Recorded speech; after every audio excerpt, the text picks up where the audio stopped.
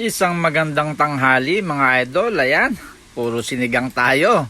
Sinigang na pata mga idol. At ayan, nagpainit na ako ng kasirola mga idol. At ayan, nilagay ko na yung konting asin at saka yung actually yung pata binabalian ko muna ng mainit para maalis yung kanyang mga lansa-lansa. At ayan, sinunod na natin ang sibuyas, tsaka yung kamatis at saka yung gabi kanina mga idol. Ayan, para yun, pampasarap, sitaw at saka yung sili mga idol, tsaka yung pork cubes. At ayan, nilagay na rin natin yung talong at saka syempre yung nor na may gabi mga idol, at nilagay na rin natin yung sandakot na kangkong at konting bitchin mga idol. Ayan na, malambot na. At ayan na ang finished product mga idol.